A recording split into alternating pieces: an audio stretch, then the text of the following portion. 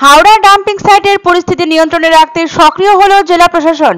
অতিরিক্ত বর্জ্যের কারণে সাইটের উচ্চতা বৃদ্ধি এবং তার ফলে তৈরি হওয়া চাপ কমাতে একাধিক পদক্ষেপ নেওয়ার সিদ্ধান্ত হয়েছে। জেলা শাসক ডক্টর পি দীপাপ্রিয়া আইএস এর নেতৃত্বে সম্প্রতি এক গুরুত্বপূর্ণ বৈঠক অনুষ্ঠিত হয়। বৈঠকে উপস্থিত ছিলেন যাদবপুর বিশ্ববিদ্যালয়ের বিশেষজ্ঞ দল, ইঞ্জিনিয়ারিং বিভাগের শীর্ষ আধিকারিক, কেএমডিএ এবং স্থানীয় বিধায়ক। পাইলিং করে চাপ মুক্তির পথে প্রশাসন। সোমবার থেকে কাজ শুরু হয়ে গেল। বিশেষজ্ঞদের মতে ডাম্পিং সাইটের উচ্চতা বৃদ্ধির ফলে নিচের স্তরে অতিরিক্ত চাপ সৃষ্টি হয়েছে।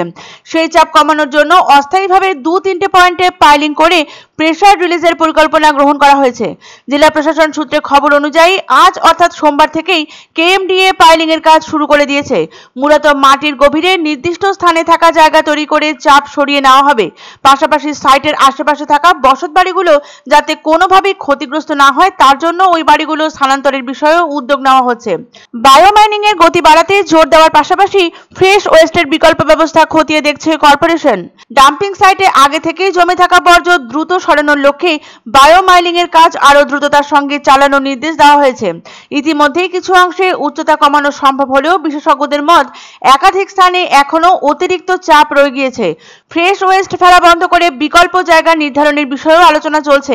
কর্পোরেশন সূত্রে জানা গিয়েছে থার্ড ফেজে এখনো কিছুটা ফাঁকা জায়গা রয়েছে, তবে দীর্ঘমেয়াদী সমাধান হিসাবে অন্য কোনো উপযুক্ত স্থান চিহ্নিত করা হচ্ছে। পাশাপাশি হাউস টু হাউস এগ্রিগেশন প্রক্রিয়া কিভাবে আরো কার্যকরী করা যায় সেই পরিকল্পনাও আলোচনায় উঠে এসেছে। চূড়ান্ত সিদ্ধান্ত নয়, এখনো পরিকল্পনা স্তরে রয়েছে প্রশাসন। বৈঠকে থাকা প্রশাসনের এক শীর্ষ কর্তা জানান, এখনো পর্যন্ত কোনো স্থায়ী সিদ্ধান্ত নেওয়া হয়নি। সমস্ত বিষয় খতিয়ে দেখে পরিকল্পনার স্তরে আলোচনা চলছে। ডাম্পিং সাইটের অতিরিক্ত চাপ কমানো এবং ফ্রেশ ওয়েস্টের জন্য সঠিক বিকল্প ব্যবস্থা গড়ে তোলাই তাদের মূল লক্ষ্য। প্রশাসনের এই পদক্ষেপ কার্যকর হলে ডাম্পিং সাইট ঘিরে বর্তমান সমস্যাগুলো অনেকটাই নিয়ন্ত্রণে থাকবে বলে মনে করছেন বিশেষজ্ঞরা। পাশাপাশি স্থানীয় বাসিন্দাদের নিরাপত্তা ও স্বস্তি বজায় রাখার দিকেও কড়া নজর রাখা হচ্ছে। উল্লেখ্য, টানা 3 দিন জলকষ্টের পর অবশেষে রবিবার জল পেয়েছে উত্তর হাওড়ার মানুষ।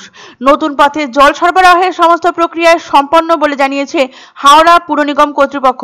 অন্যদিকে বেলগাছিয়ায় এই ভাগাড় তৈরি অবৈজ্ঞানিকভাবে মত বিশেষজ্ঞদের। অন্তত 50 বছর আগে এই ডাম্পিং গ্রাউন্ড স্থানান্তর করা প্রয়োজন ছিল, তাহলে এই বিপর্যয় এড়ানো সম্ভব হতো, এমনটাই জানাচ্ছেন তারা। যা এখন থেকে নতুন লাইনে জল সরবরাহ হবে।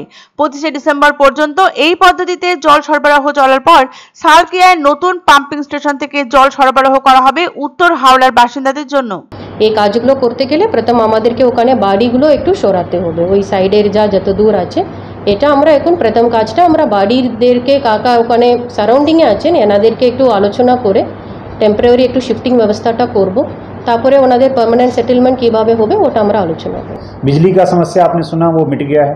पानी का जो प्रॉब्लम हुआ था आज सभी वार्ड्स में पानी आ गया बहुत ही। तो जब कोई ऐसी विपदा कोई आपदा आती है तो समस्या होती है, लेकिन वहाँ की पब्लिक ने भी बहुत सपोर्ट किया है, सहयोग किया है।